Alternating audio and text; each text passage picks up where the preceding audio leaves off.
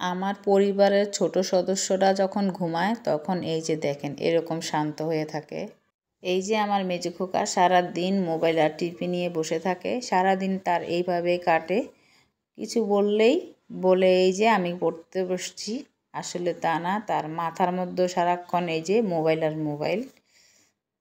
এই সে আমার ফ্রিজ হঠাৎ করে নষ্ট হয়ে গেছে, অনেক বছরই তো তারে ব্যবহার করছি, এখন তার জন্য আমার খুব মায়া লাগতেছে, মনে হয় না আর ঠিক হবে। তো যাই হোক, একটু চা রান্না করে খেয়ে দেখি, মাথাটা যদি ঠিক থাকে তাহলে রান্নাবান্নাও সুন্দরভাবে হবে। চা তো খেয়ে নিলাম, এখন রান্নাবান্না শুরু। এই যে আজকে পোয়া মাছ ভুনা করব টমেটো দিয়ে।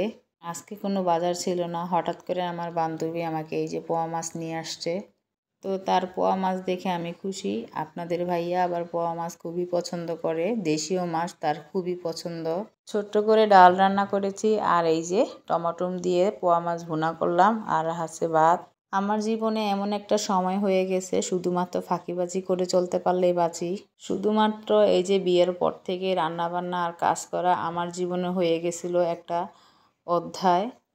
এখন আর কাজ করতে আমার একটুই ভালো লাগে না, সব সময় মনে হয় একটু শুয়ে থাকি, একটু রেস্ট করি। এখন মনে হয় কেউ যদি আমাকে কাজ করে একটু খাওয়ায় বা একবেলা ভাত আমাকে রান্না করে দেয়, আমার খুব ভালো লাগতো।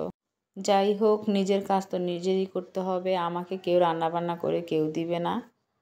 নিজের সংসারে নিজেরই কাজ করতে হবে, একটু দেরি হলেও আমার কাজ আমাকেই করতে হবে। বাচ্চাদেরকে তো বলবো, কিন্তু তারা তো গোছানো করে কিছু করতেই পারে না, শুধুমাত্র লেখাপড়া নিয়েই তাদের জীবন। যাই হোক, একদিন সব ঠিক হবে।